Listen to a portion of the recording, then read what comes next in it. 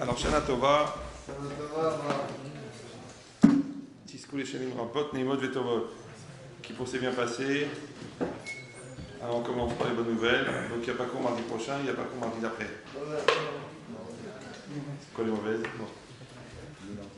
Mardi prochain, c'est Sukkot, et mardi d'après, c'est mes vacances. J'ai une famille, accessoirement, donc je vais rester un petit peu avec eux. Donc on est à la veille de Sukkot, c'est normal qu'on s'intéresse à la préparation de cette fête. Comme d'habitude, le cours est enregistré, les gens qui le veulent, qui sont déjà inscrits sur la liste, ils le recevront, Bezrat Hashem, par email, comme d'habitude. Alors c'est vrai que cette fête elle s'appelle Sukkot. On dit Sukkot Hashem Sukkah, à cause de la Sukkah, que cette notion de Sukkah, on appelle vulgairement la fête des cabanes, le fait de s'asseoir dans une Sukkah. Maintenant, on sait aussi que c'est à ce moment-là que la Torah a ordonné la mitzvah de l'Ulav. Donc on va prendre les Arba Minim, les 4 sortes, d'accord, le Etrog, les Hadassim, les Haravot et le Lulav, et on va les remuer. Minatora, c'est une mitzvah, d'accord, de l'acheter et ensuite de le remuer pendant le Hallel. Donc ces deux mitzvot-là, elles viennent au même moment, donc il faudra comprendre pourquoi est-ce qu'elles viennent au même moment. Ensuite, pourquoi quelle est un peu la symbolique de cette mitzvah-là? Pourquoi est-ce que la fête de Sukkot, elle vient juste après Kippour? Parce qu'en fait, on va rester 8 jours dans des cabanes qui sont fragiles, donc il aurait mieux fallu les faire au printemps. Surtout qu'elle s'appelle Chag HaAsif, la fête des récoltes, d'accord? Et que la Torah a dit que justement avec le fruit des récoltes, alors on fait la Sukkah. Et le principal de la Sukkah, c'est quoi? C'est le feuillage. Donc normalement, on aurait dû les faire au printemps, quand on fait les récoltes. Avec ce qui reste des récoltes, on le met sur le toit et ça fait la Sukkah. Non, la Torah a dit, il faut le faire juste après Kippour, donc il faudra comprendre pourquoi à ce moment-là. Après aussi, pourquoi spécialement dans la fête de Sukkot, c'est marqué Vesa Marta Bechagecha, tu te réjouiras dans la fête. On sait que chaque fête, il y a une mitzvah de Simcha. Shabbat, il y a une mitzvah de Oneg, c'est-à-dire il y a une mitzvah de délice, de prendre du plaisir à faire Shabbat. Par contre, dans la fête, dans les Chagim, il y a Simcha, il y a la joie. Donc c'est pas le même principe, la joie et le Oneg, le plaisir. Et ici, spécialement dans la fête de Sukkot, la Torah a dit Vesa Marta Bechagecha, tu te réjouiras dans la fête. Donc qu'est-ce qu'il y a de particulier par rapport aux autres fêtes qui sont Pessah et Shavuot? Alors pour comprendre ça, il y a un Sfat Emet incroyable, il dit comme ça. Ta'am Sukkot achar Yom Kippour. Le fait, la raison pour laquelle Sukkot tombe après Yom Kippour, qui a Baalei Tshuva en lahem makom. Parce que les Baalei Tshuva, ceux qui se sont repentis, ceux qui ont fait Tshuva, en lahem makom, ils n'ont pas d'endroit. Natan lahem makom, alors Akadosh Baruch Hu, il leur a donné un endroit. Ve'u Asuka, et c'est la Sukkah. C'est la Sukkah, c'est quoi? C'est l'endroit pour les Bnei Israël qui ont fait Teshuvah à Kippour. Il dit pourquoi? Ki Bnei Israël et Ma'ata Baalei Tshuva, parce que les Bnei Israël, maintenant, ils sont Baalei Tshuva, ils viennent de faire Teshuvah, voilà, on vient de passer Kippour. On a fait une bonne Teshuvah. Il dit Ve'yoshvim betzilo shel makom, et ils vont s'asseoir à l'ombre du makom. Parce que là, on sait que Sukkah, le nom Sukkah, il est al shem skar. Ouais, le mot Sukkah, la racine c'est quoi? C'est skar. Et skar c'est quoi? C'est ce qui recouvre, c'est le toit. C'est que le principal dans la cacheroute de la Sukkah, on peut faire une Sukkah en acier, on peut faire une Sukkah en béton, mais le principal c'est le toit. Et le toit c'est quoi? C'est le srar. Et le srar c'est quoi? C'est ce qui est messacher.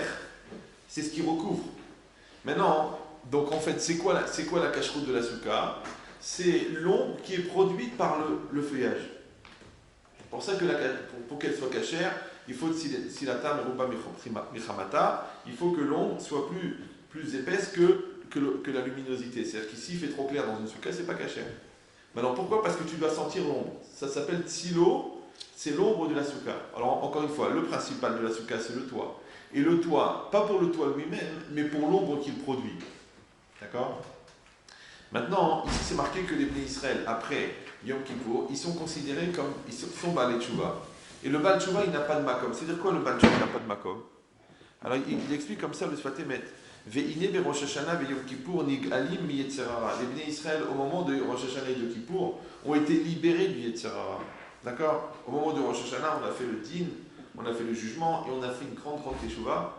Et après, au niveau de Kippour, c'est tellement séparé de toute forme de matérialité, qu'en réalité, on est tout nu. Il dit, c'est ce qu'il dit. Il dit, Bechesed Elyon. Il dit, par la bonté d'Hachem, Ve'acharkar tzrichim agana Beyoter. Et après cela, ils ont besoin d'une protection supplémentaire. Lekach Hakadosh Baruch Hu Magen Alenu Acharkar Besuka. C'est pourquoi Hachem, après cela, nous protège dans la souka. Ça, c'est les mots du Tzfat Emet. Maintenant, on va essayer de comprendre un petit peu qu'est-ce que ça veut dire. Qu'est-ce que ça veut dire que Baruch Hu, il nous magen, il nous protège dans la souka. Il dit, on a dit souka, c'est Milachon Skar. Le langage de souka, il vient de la notion de skar. Et skar, c'est le toit. Il dit donc, ça veut dire que ça vient pour recouvrir. Ça vient pour recouvrir. Il dit cette logique-là, que quand quelqu'un, il a fait tchouva, il perd ses repères. Pourquoi? Comme dans n'importe quel domaine. Oui. Quand quelqu'un, il est dans un domaine, et on lui enlève ses repères, alors il est perdu. Ouais, comme quand vous arrivez dans un endroit, vous ne parlez pas le tchétchène, alors vous êtes perdu. D'accord? Ou est-ce qu'il y a une communauté, même pour dire comment on trouve la rue, c'est quoi une boulangerie, tu ne parles pas le tchétchène, tu es perdu. En France, tu te débrouilles, mais en Angleterre, tu parles un peu l'anglais, mais là-bas, tu ne parles pas le tchétchène, tu es perdu. C'est tes repères. Il dit c'est exactement pareil. Il dit quand quelqu'un, il est bien installé dans le bien, quand on lui enlève ses repères, eh ben, il est perdu. Et quelqu'un, quand il est bien installé dans le mal, quand on lui enlève ses repères, il est perdu. Ouais, comme Chazvé Shalom, quand une femme, elle découvre que son mari l'a trompée, pourquoi elle devient folle? Ou une femme, elle découvre un mari découvre que sa femme l'a trompée, pourquoi elle devient fou? Pourquoi? À part la gravité de la faute, ouais, c'est le fait que la personne, elle se dit deux problèmes. Premier problème, c'est que son monde, c'est faux. Deuxième problème, c'est qu'elle ne sait pas avec qui elle est mariée. C'est pas une histoire genre qui a duré un soir dans un bar, le gars il a bu un coup et il était à Montpellier et puis bon, il a mal tourné sur une soirée. Ça fait 3 ans que ça dure. 3 ans de mensonges, 3 ans de tralouette, 3 ans de chérie, comment ça va, 3 ans je suis fatigué, 3 ans j'ai pas la tête, j'ai une réunion de travail, je suis obligé de passer la nuit là-bas, j'ai raté l'avion. 3 ans de faux, 3 ans. La personne a dit mais le monde il s'écroule. Le monde il s'écroule parce que je ne sais pas avec qui je suis marié. J'ai découvert le visage de mon mari. Ouais, j'ai découvert ma femme, une autre personne, une autre personnalité. Et puis avec toi, était neuf et tordu et méchant et pervers et vicieux. Et avec l'autre, l'achnin et le gentil. C'est pas possible, mais c'est combien de visages? Alors, de la même manière. Mais au lieu que ça soit ton mari que tu as perdu en tant que repère, ou ta femme que tu as perdu en tant que repère, ou ton père que tu as perdu en tant que repère, c'est toi-même que tu as perdu en tant que repère. Parce que quand l'homme il est bien avec son Yetzirara, vous savez, on a expliqué déjà 1 million de fois que le Yetzirara, ce qui est extraordinaire, c'est qu'il va faire le travail à ta place. C'est-à-dire, il va te proposer d'exister à ta place. Donc quand toi tu es habitué à l'écouter dans la colère, dans les nerfs, dans le mensonge, dans le tralouette, maintenant tu décides d'être vrai, mais tu es tout nu dans la vérité. Tu sais, des gens, ils mentent comme ils respirent. C'est-à-dire, pour dire la vérité, ils se mettent à bégayer parce qu'il fait un calcul. Attends, c'est faux. Ouais. L'autre, il est tout le temps en train de jouer un rôle. Donc maintenant qu'il décide d'être lui-même, authentique, il est tout nu. C'est connu quand les voyous, quand on les attrape, les petits chefs de bande comme ça, qui font les petits frimeurs et les petits trucs et qui crachent sur la police et tout, qu'est-ce qu'on fait? On les sort de la bande, d'accord? On les amène tout seuls au commissariat et on les met tout nus. Aujourd'hui, c'est plus possible. Mais à l'époque, on les mettait tout nus dans le couloir. J'ai parlé avec un policier. Il m'a dit, tu prends le gars, tu lui enlèves son jean, ouais, tu laisses en slip, tu lui enlèves son blouson en cuir, ouais, tu lui enlèves sa matraque, tu lui enlèves son couteau, et tu le mets dans le couloir, et tu le laisses tout l'après-midi. Et tout le monde passe à côté de lui, excusez-moi, pardon. Le gars, il est comme ça, tout nu. Et bien, le petit caïd, il devient un petit khalali. Ah, tu lui dis alors, Fernand, c'est bien ton prénom, Fernand. Oh, ben ça va, mon chéri, tu t'appelles Fernand. Donc, Fernand de la chair, c'est toi qui voles les motos, c'est toi qui dis la drogue. La drogue, il s'est calmé. Pourquoi? Parce que tu l'as mis à nu, tu lui as enlevé ses repères. Ben, c'est exactement pareil. Pourquoi? Parce que comme les Bnei Israël ont fait Teshuva, et qu'ils étaient bien, entre guillemets, dans leur repère de faute, alors maintenant qu'ils sont mis à nu devant Hachem, alors ils sont déballés de Teshuva. Et ils sont tout nus. Donc ils n'ont plus de makom. Pourquoi? On a déjà expliqué à peu près 254 fois cette notion, mais il faut la redire dans l'espoir que celui qui vous l'enseigne un jour, si Dieu veut, il va la comprendre. C'est que le mot makom en hébreu, il veut dire lieu. Ouais. Mais il vient du mot mekayem. Et mekayem, c'est quoi? C'est ce qui fait exister. Donc, sortez un petit peu de la dimension étriquée du dictionnaire qui va vous dire que makom, ça veut dire lieu, et essayez de rentrer dans ces sphères intellectuellement élevées que makom, ça vient de mekayem. Et mekayem, en hébreu, ça veut dire ce qui existe et ce qui rend possible. D'accord? Maintenant, si on dit que Makom, ça ne veut pas dire le lieu, mais ça veut dire ce qui rend possible. Donc ça veut dire que le Makom, c'est ce qui rend possible la chose. Ça va? Par exemple, quand à l'intérieur de moi-même, par exemple, quand j'aime quelqu'un, pourquoi j'aime quelqu'un? Pourquoi je l'aime? Je l'aime. Mais les pommes aussi, tu les aimes, mais tu as vu dans quel état tu les mets? Dès que tu atteins l'autre oignon, tu te sépares d'elle. Tu as pris le meilleur. Ça ne s'appelle pas aimer, ça s'appelle consommer, ça. C'est quoi aimer? Aimer, c'est investir. Maintenant, pour que moi, je puisse donner à l'autre, et pourquoi je dois donner à l'autre? Parce que je dois donner de moi-même pour créer pour l'autre un espace en moi. C'est que tant que l'autre est devant moi, ça s'appelle de la consommation. Mais quand la personne, elle est en moi, parce que j'ai sacrifié pour cette personne un espace pour elle, en moi ou pour lui, donc ça s'appelle que la personne, elle a un endroit. Ça va? C'est facile à comprendre? Oui? Donc maintenant, c'est pour ça qu'on ne peut pas trouver d'amour s'il n'y a pas de dépassement de l'égoïsme ou de l'orgueil. Parce que l'orgueil et l'égoïsme, comme on l'a expliqué 1 million de fois, c'est la dignité des nuls. Donc celui qui va être modeste, c'est simplement celui qui va être à sa place. Ou celui qui va donner à l'autre sa place. Pas la sienne, la place de l'autre. Maintenant, pour que l'autre existe dans ma sphère à moi, il faut que je fasse de la place dans ma sphère. Donc je ne peux pas être égoïste et généreux. Donc je ne peux pas être égoïste et amoureux. Parce que si je suis égoïste et amoureux, ça s'appelle de la consommation, et l'autre devient l'objet du désir. Et si je suis égoïste et généreux, ça s'appelle du partage, et donc ça veut dire qu'il y a un peu de sacrifice. Et voilà, vous avez compris toute la vie. Donc maintenant cet endroit que j'ai créé en moi pour que ce couple existe s'appelle le Makom. Donc le Makom ici, ça ne veut pas dire un lieu, ça veut dire ce qui rend possible. C'est la place que j'ai fait en moi pour toi qui a rendu possible que toi et moi ça existe. Ça va? Et comme maintenant je vous parle, vous m'écoutez. C'est gentil. Alors je ne dis pas forcément des choses que vous connaissez. Je ne vois pas parmi vous des gens qui ont fait une vingtaine d'années de yeshiva. Peut-être une dizaine. Oui. Donc maintenant, pour que vous compreniez ce que je dis, vous êtes en train de faire un espace mental dans votre esprit qu'on appelle la tolérance en français. Ouais. Vous dites, bon, j'essaye encore de comprendre son délire. Donc maintenant, cet espace que vous créez en vous, c'est ce qui rend possible la compréhension. Par contre, si vous êtes sur vos idées arrêtées, et si vous dites tout ce que je ne conçois pas est faux, et tout ce qui ne rentre pas dans ma logique linéaire est faux, donc vous ne comprenez rien, puisque vous ne comprenez que ce que vous comprenez. Maintenant, il faut prendre le pari d'accepter de ne pas comprendre, et dans cet espace-là, d'un seul coup, vous allez dire, tiens, j'ai compris.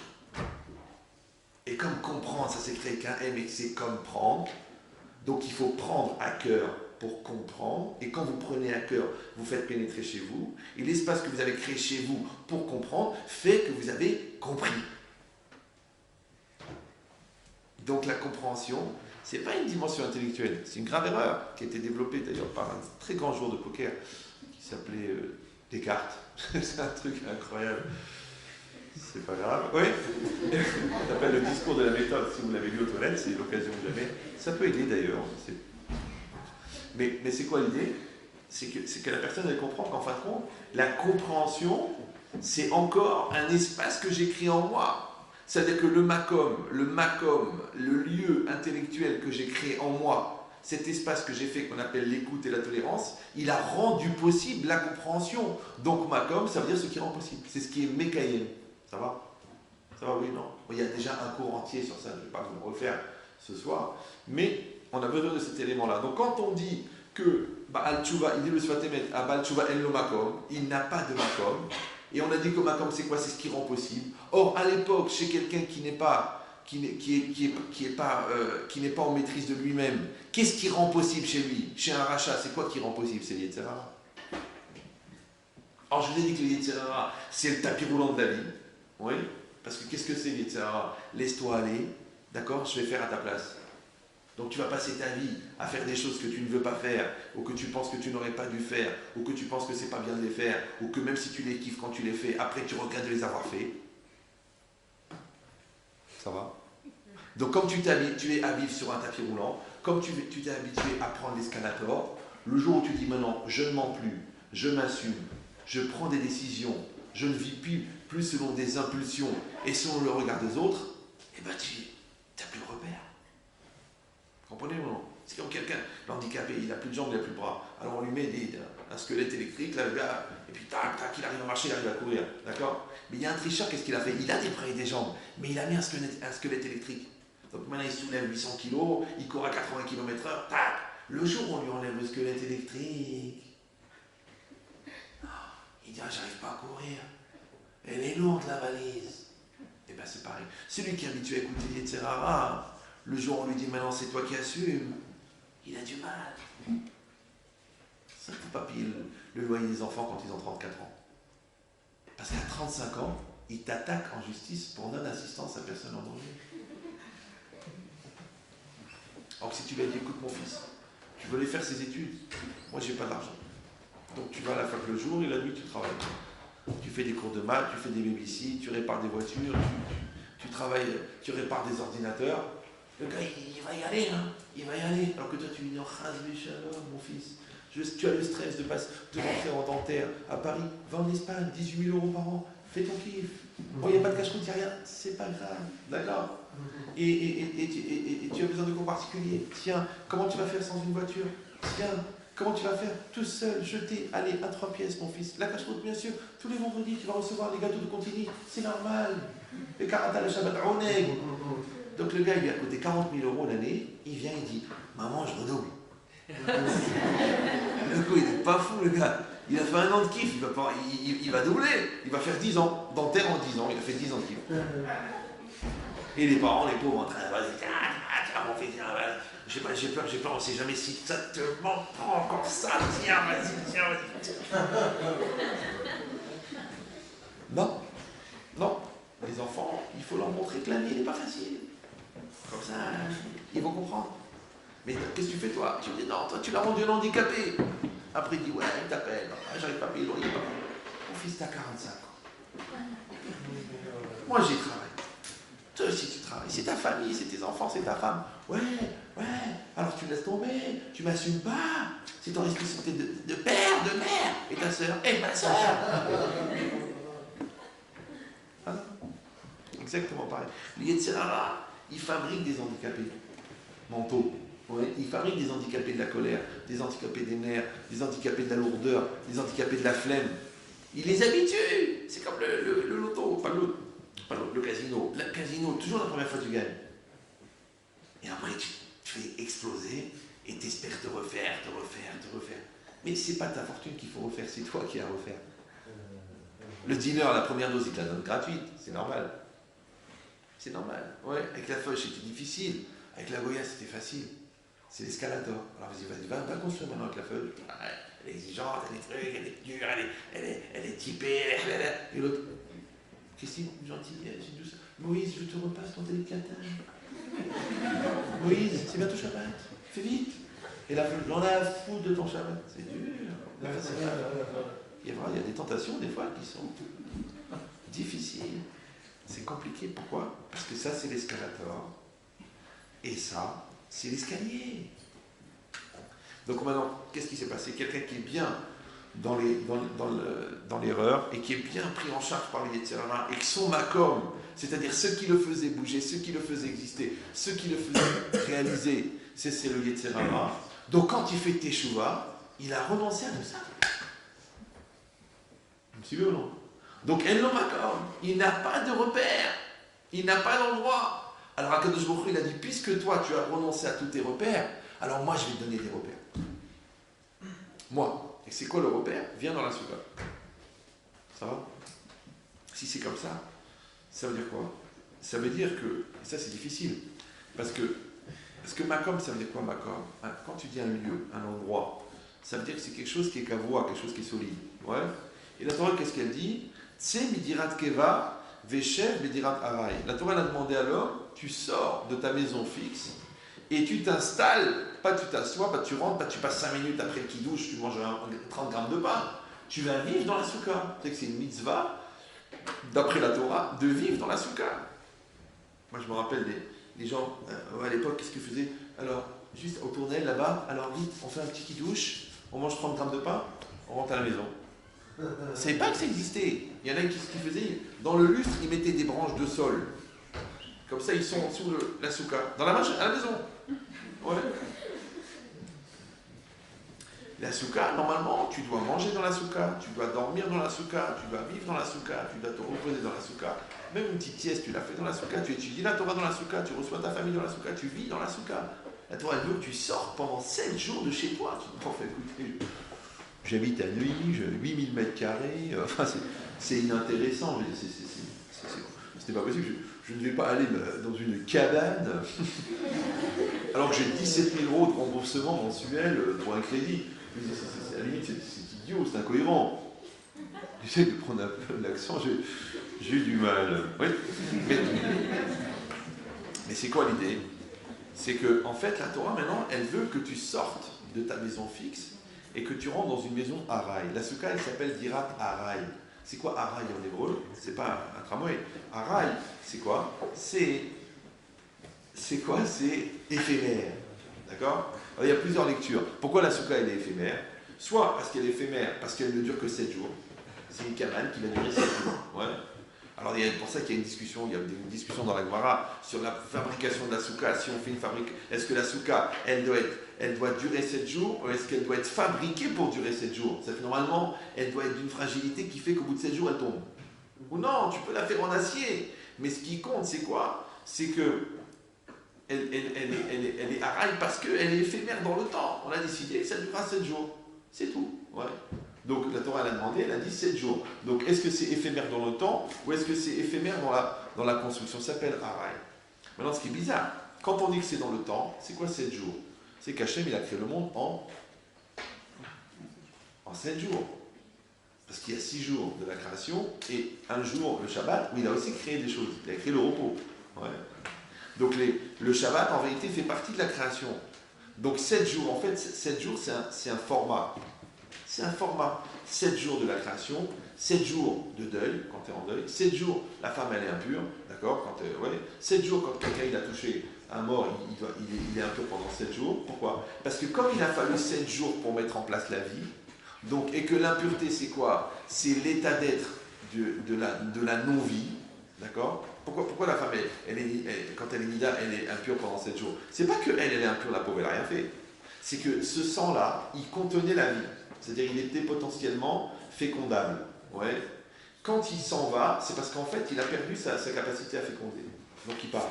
Et ce sang-là, il est mort. Alors, la Gemara dit que c'est le sang qui rend impure la femme. C'est pas que la femme est impure, ça va pas la tête, non? Ouais. Maintenant, si moi je touche un mort, je deviens impur. Alors ce sang-là, il rend la femme impure. Maintenant, comme elle contenait la vie potentielle et que cette vie l'a quittée en mourant, donc maintenant elle a été touchée par la mort, donc il faut qu'elle fasse 7 jours. Et c'est quoi 7 jours? C'est le temps qu'il faut pour remettre en place la vie.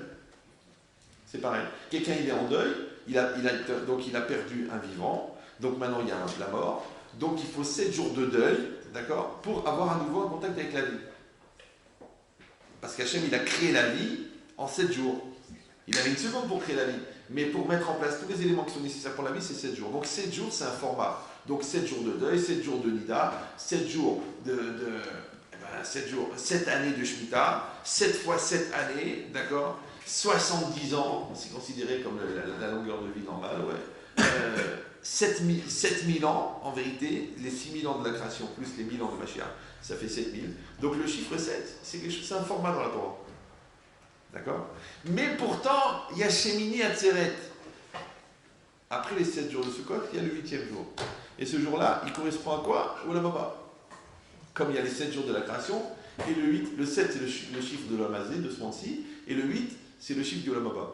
D'accord? Mais le chiffre du Olamaba, ça n'a pas tellement de sens. Parce qu'à partir de 7, c'est infini. D'accord? Donc ça veut dire 7,1 plus l'infini. Donc c'est pour ça que c'est Olamaba. Donc cette notion-là, c'est quoi? C'est qu'on vit dans un système qui est limité et s'appelle aussi Araï. C'est-à-dire que de toute façon, la vie elle-même, elle est Araï. Parce que les gens disent, bah, oh Hachem, les Ma'al Hachem, Odul Hachem, qu'Hachem nous protège. Mais chacun il sait que la vie, c'est rien. C'est rien la vie. Tu pètes un grand automobile et paf, tu rencontres une dépanneuse et c'est fini. C'est rien la vie. Ouais, une rupture d'anévrisme, c'est rien. Un accouchement qui se passe mal, c'est rien. Une mauvaise oxygénation du cerveau à la naissance, c'est rien. Tout est rien. Et pourtant, c'est. Donc au fond, on croit qu'on est solide. Ah, mais il fallait le voir quand il montait les escaliers en portant les pianos. Et bien le mec, il n'a pas un arrêt cardiaque. Hein. Après, une petite bulle d'oxygène de rien du tout, la balle passée. T'entends? Chiffre à l'eau. Donc la solidité, en vérité, c'est une illusion. C'est comme la richesse. Le mec, il a fait un coup en bourse, il a culbuté 5 fois, mais lui, c'était à l'envers. Donc il a tout perdu. Monsieur, votre costume n'est plus à vous. La maison n'est plus à vous, la voiture n'est plus à vous, il n'est plus rien. Ce n'est pas possible, mais mon compte en banque, c'est à vous, monsieur. Vous êtes perdu. Tu vois, c'est comme ça, la vie c'est comme ça. Ça veut dire que c'est très solide et c'est très fragile. Alors qu'est-ce qui est illusoire? La solidité ou la fragilité? Alors c'est la Torah, elle t'a dit. Elle dit, tu vas sortir de ta maison fixe pour aller dans une maison qui est araï, d'accord? C'est-à-dire qui est provisoire, qui est éphémère. Donc la soukha, on a dit qu'elle est éphémère dans le temps, à cause des 7 jours, elle est aussi éphémère dans la solidité, dans la construction. On met des bouts de bois, on met des trucs comme ça qui s'emboîtent les uns dans les autres, et hop, on met un scar. C'est fini. Et c'est fragile. Ah, tu sais très bien que tu ne vas pas pouvoir monter 6 étages sur une soukha. C'est fragile. Et ça s'appelle le côté éphémère. Maintenant, ce qui est bizarre, c'est que dans cette soukha, oui, il rentre le froid, il rentre le chaud, il rentre la pluie, il rentre le soleil. C'est bien, c'est censé te protéger, mais en fin de compte, ça te fragilise. Pourquoi? Parce qu'il y a une halakha spéciale dans la soukha qui n'existe dans aucune autre mitzvah. Ouais. C'est que mitztaher be mitzvah patour. Si quelqu'un il souffre dans la soukha à cause de la soukha, il est exempté de la soukha. C'est-à-dire que si par exemple vous êtes dans une soukha et qu'il fait très très chaud dans la soukha, s'il fait aussi chaud dehors que dedans, vous devez rester dedans. Mais s'il fait très chaud dedans pour une raison quelconque, il fait très froid, il fait bon dehors, vous êtes exempté de la soukha. S'il pleut très très fort, vous sortez de la soukha. Ouais. S'il y a des millions de moustiques dans la soukha, mais il n'y en a pas dehors, donc c'est à cause de la soukha, vous sortez de la soukha. Maintenant je vous dis la vérité, ça n'existe pas dans les autres mitzvot. D'accord? Si quelqu'un il va crever pour mettre les téfilines, il va crever. Si quelqu'un il va tomber malade, pour les 4 verres de vin de Pessah, il va tomber malade 6 mois, il fait la mitzvah. S'il va avoir mal au ventre comme un malade, il va truquer. Si à Yom Kippour, si vraiment il n'est pas enceinte, il n'est pas en truc, ça va être très dur de faire Kippour, il va faire Kippour. Donc la seule mitzvah où, à cause de la souffrance, tu es exempté de la mitzvah, c'est Sukkot. Bizarre. Donc qu'est-ce que ça veut dire? Tu es dans la Sukkah. C'est quelque chose qu'on a dit qui est araï, et c'est quelque chose qui est fragile.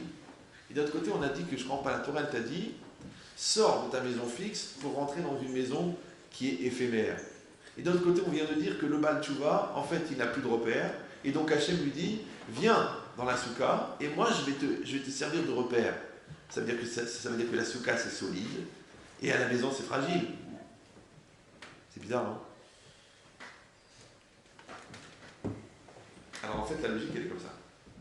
C'est que quand tu es dans la soukha, qu'est-ce que tu as au-dessus de ta tête? Tu as du feuillage. D'accord? Le feuillage, c'est quoi? C'est la nature. La nature en hébreu, c'est Ateva. Et Ateva, c'est la même valeur numérique que Elohim. Et Elohim, c'est un nom d'Hachem.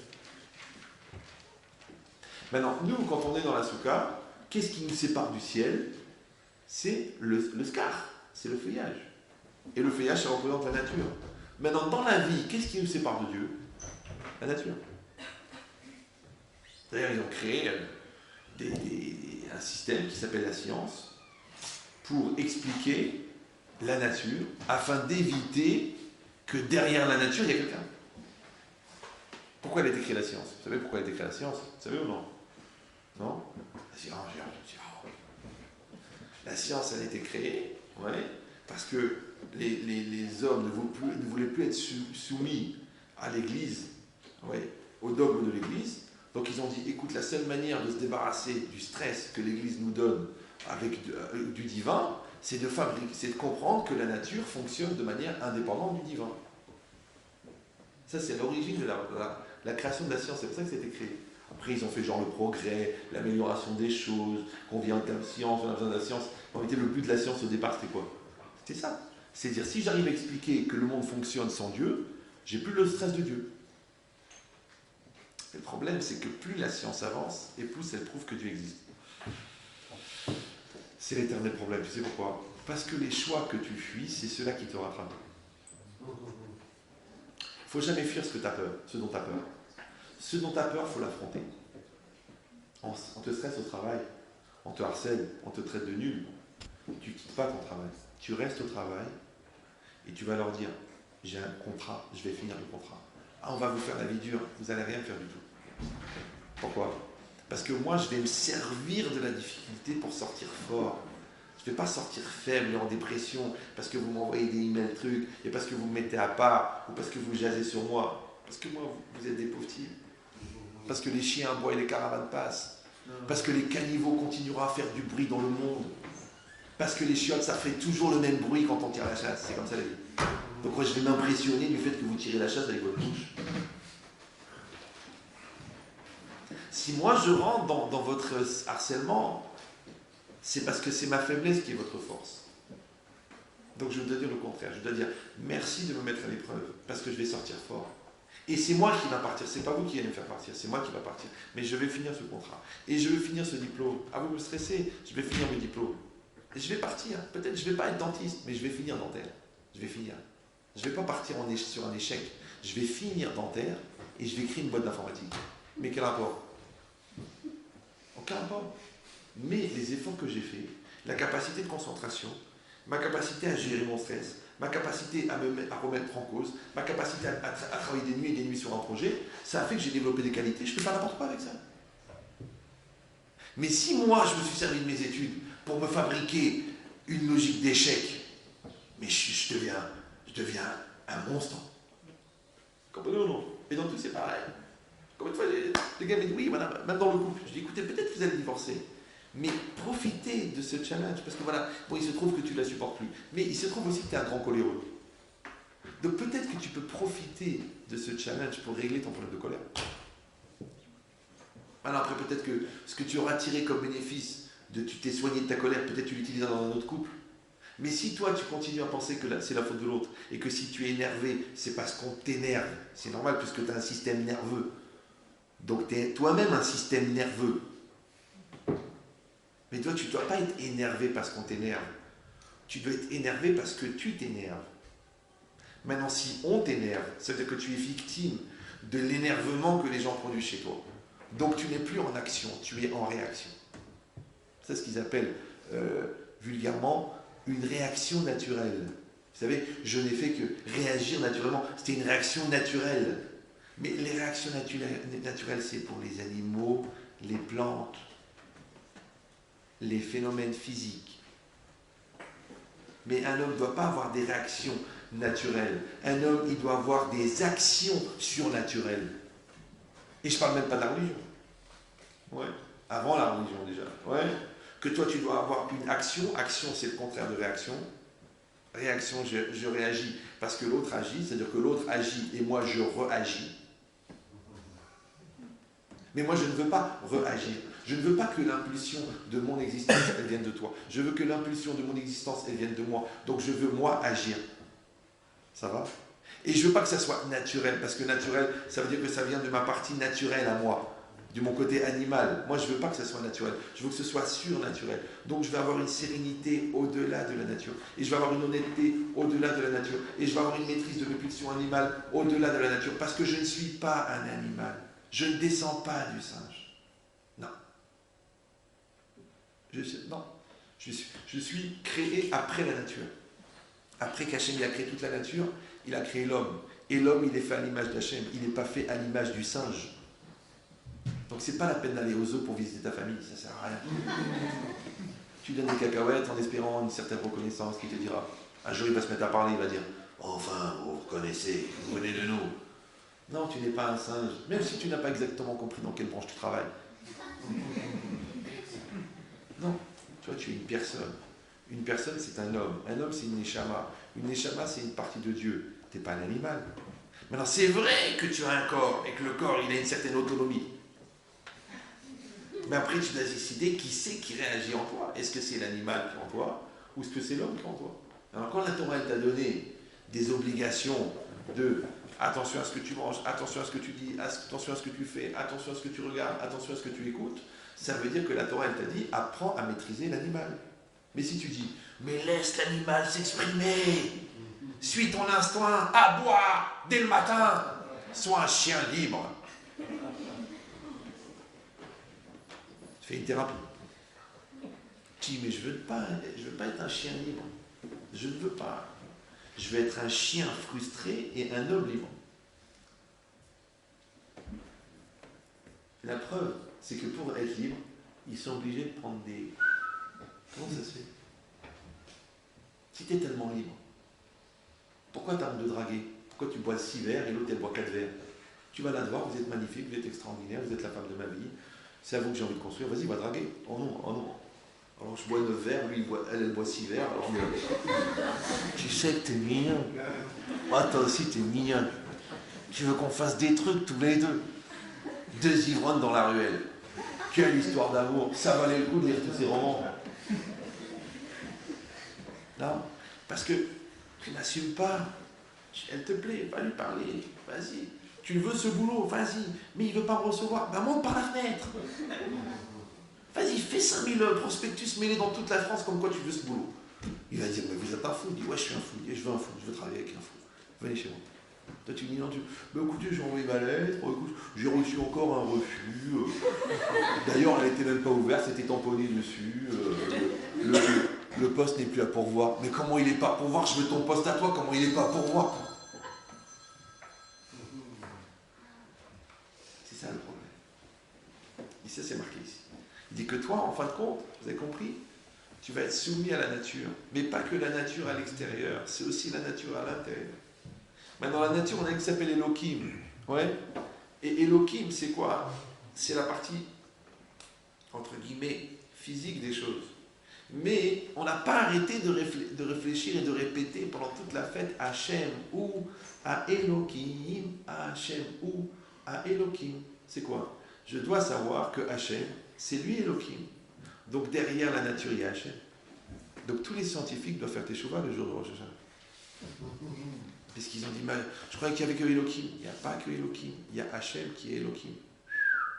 C'est que la nature, c'est le pantin. Et le bon Dieu, il tient les ficelles.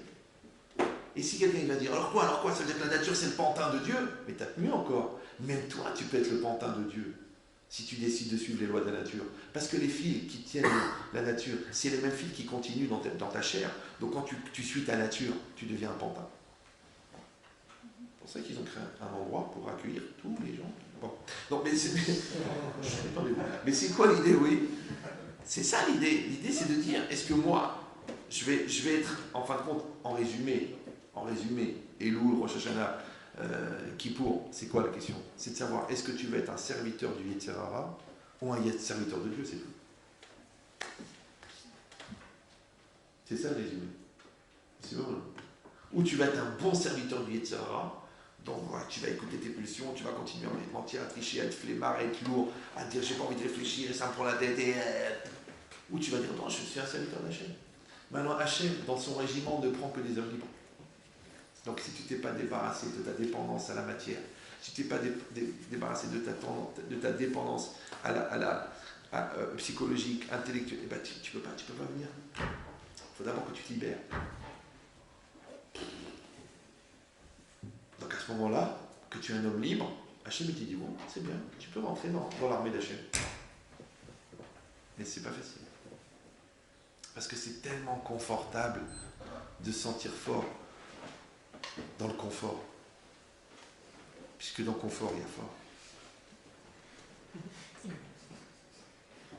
Mais celui qui ne veut pas le confort, ouais, celui qui ne veut pas qu'on lui accepte sa feuille qui est pleine de ratures, et celui qui ne veut pas qu'il ait toujours des gens qui supportent son mauvais caractère, et quelqu'un qui ne veut pas qu'il y ait d'autres personnes qui payent ses dettes, et quelqu'un qui ne veut pas que ses enfants ils disent bon, ben, c'est pas grave, il était brel, mais il était gentil. Quelqu'un qui cherche la perfection, quelqu'un qui veut grandir, quelqu'un qui veut être bien, quelqu'un qui veut ne rien avoir à regretter, ça existe. Et ils sont... J'ai vu des gens élevés, mais ils sont peu nombreux. Donc c'est quoi? C'est un combat. C'est un combat. Il dit cette logique-là, c'est quoi? C'est marqué ici. Il dit que la Torah, elle sait que pour pouvoir te libérer de ton Yetzer Hara, tu as détruit tes repères. Et cette perte de repères, elle a fait que tu te retrouvais tout nu. Hachem, il a dit, bon, puisque vous n'avez plus de repères, je vais être votre repère. Alors venez chez moi. C'est ça, repère. Repère, C'est père. Le père, c'est repère. C'est pour ça que les gens qui n'ont pas eu de père, ou les gens qui ont refusé leur père, toute leur vie, ils sont en recherche de repères. Maintenant, il faut aussi que le père soit un repère. Si c'est un repère de brigand, ça ne marche pas. Il faut que ça soit un repère. Ouais. Maintenant, si le père est un repère, alors que tu le veuilles ou non, même si tu es contre ton père, c'est pas grave. Même si tu n'es pas d'accord avec ton père, même si tu es différent de ton père. Ton père, il était Hazan à Meknes, ouais, et toi, tu es devenu jazzman à Los Angeles. À part que vous êtes les deux dans la musique, vous n'avez rien à voir. Et bien, tu vas te surprendre à 54 ans, marié avec 3 enfants à Beverly Hills, à dire à ton fils, qui ne t'écoute pas, ça ne te portera pas bonheur. Tu dis, j'ai fait 14 ans d'orthophonie pour enlever mon accent marocain, et je me surprends à parler comme mon père. Il avait raison, mon psy. La roue elle tourne, tu vas revenir, Colo. Tu vas revenir chez ton père, et tu vas revenir chez ta mère. Maintenant, puisque tu vas revenir chez ton père, reviens chez ce qui est bien chez ton père. Ça va? Parce que toi, tu viens de quelque part. Tu dis, non. L'autre, il a tout fait pour être ashkénaze, l'autre, il a fait tout pour être séfarade, l'autre, il a tout fait pour être italien, l'autre, il a fait pour être américain. On sait qu'il est marocain. Il a dit, non, je suis américain. Ça sert à rien. Il a appelé ses enfants William, et Kevin, et Marilyn. Mais quand tu t'appelles même Kevin Khalifa, c'est comme si tu t'appelles Mahlouf de la Croix. Ah, il y a un malaise. Tu dis quand même, Mahlouf de la Croix, c'est pas commun, c'est une histoire qui vaut pas un clou. Oui, mais c'est marqué ici.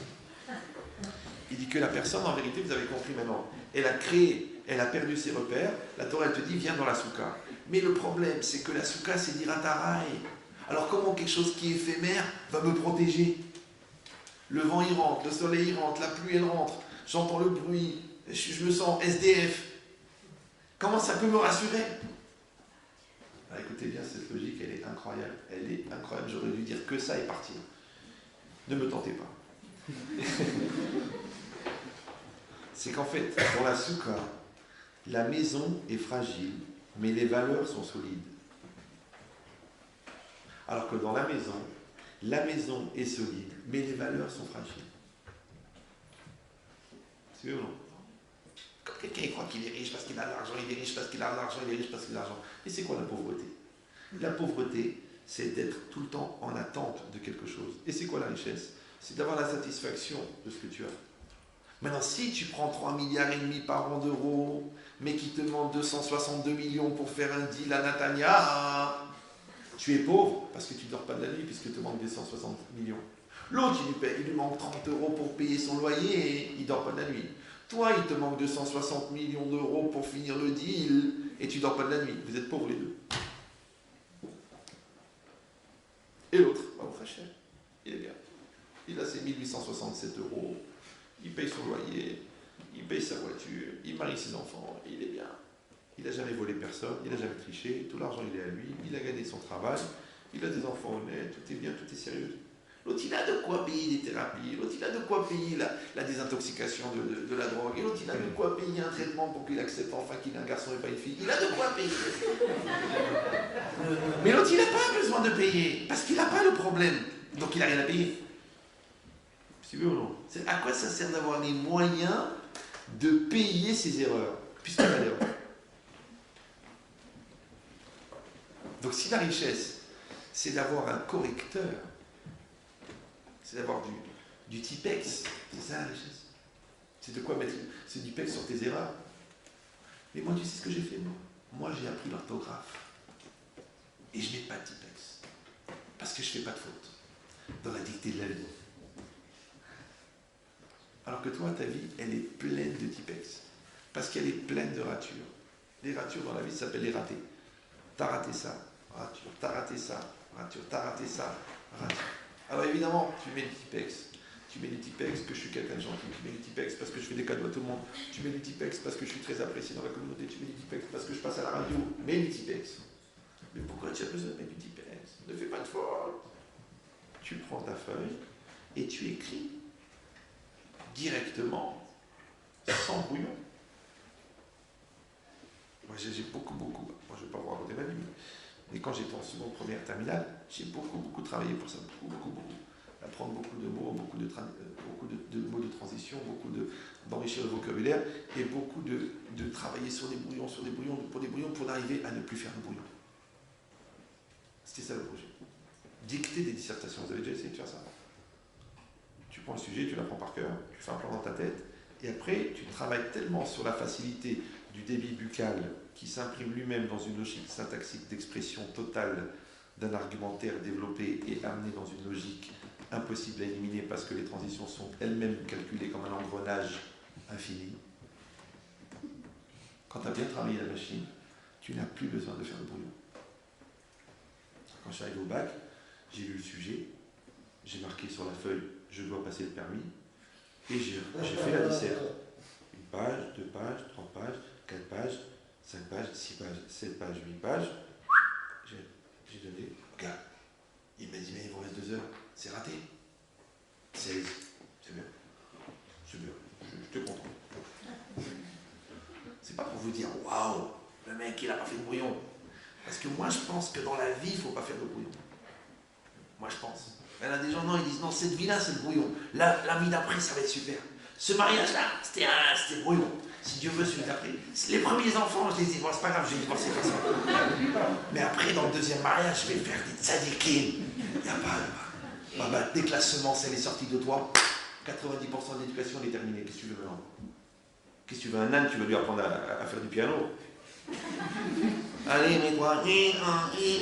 Bon, allez, vas-y, Mozart. Qu'est-ce qu'on appelle un âne Mozart? C'est Mouza. En hébreu, ça veut dire c'est bizarre. Là, ça veut dire quoi? Quand la semence, elle sort de toi, quand la phrase, elle sort de toi, quand l'attitude, elle sort de toi, c'est fini. Ça y est, la feuille, c'est ça. C'est-à-dire que la vie, c'est quoi? La vie, c'est une dissertation sans rature.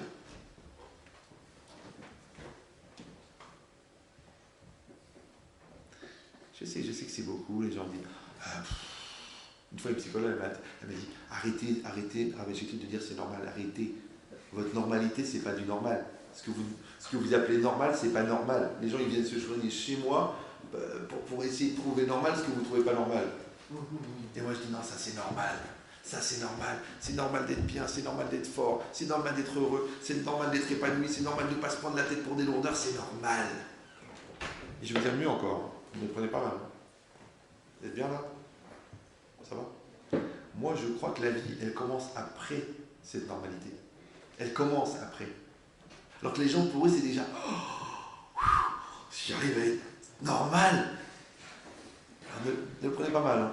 Mais je pense, en toute honnêteté, par rapport à ce que j'ai un petit peu compris des hommes et de la Torah, je pense que d'être normal, c'est normal. Ça va? C'est d'être mieux que normal qui est bien. Ce qu'on appelle en français tzaddik. Mais d'être normal, c'est normal. Vous prêtez une voiture à quelqu'un, il ne vous la casse pas, vous dites Hazak, je ne sais pas si. Vous prêtez de l'argent à quelqu'un, il vous rend l'argent. Vous lui dites Odou la chaîne. Votre mari ne vous trompe pas pendant 10 ans, mais vous faites le halal. Tu connais les statistiques, tu sais ce qui se passe dans le monde. C'est extraordinaire. Donc ça veut dire quoi? Ça veut dire qu'il faut avoir cette ambition-là. Mais encore une fois, le problème, c'est quoi? C'est que les Yetzirah, en grand fabricateur d'handicapés mentaux, il nous rend dépendants, il nous rend petits, il nous rend mesquines, il nous rend menteurs, il nous rend débiles, il nous rend Allah, il nous rend paresseux, il nous rend lourds. Après, on dit oui, j'en ai marre, je veux changer, je veux faire tes chouvas, Fais tes chouvas, vas-y. Et là, t'es tout nu. Alors, le bon Dieu, il dit viens. Il dit où je vais me réfugier? Dans une maison en béton, dans une maison en titane. Non, dans une cabane avec quelques branches. Je suis pas assuré. Je m'excuse. C'est comme si je suis SDF et le gars il me dit bah tu sais quoi, t'as pas où dormir? Ouais, alors viens dans une autre rue. Je suis du SDF. Tu veux que je mette? Ouais. Quand t'es SDF à Neuilly-sur-Seine, il t'envoie SDF à Villeneuve-Saint-Georges, écrit Gaza partout. Tu veux dormir là-bas, toi, avec ta kippa? Ouais. Donc c'est quoi l'idée? Alors je vous dis pourquoi. La souka, la maison est fragile, mais les valeurs sont fortes.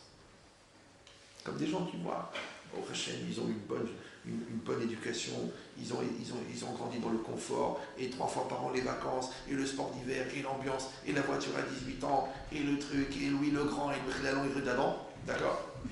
Et à l'intérieur, ils sont fragiles. Et l'autre, il s'est battu pour rentrer dans la bonne école, il s'est battu pour son bac.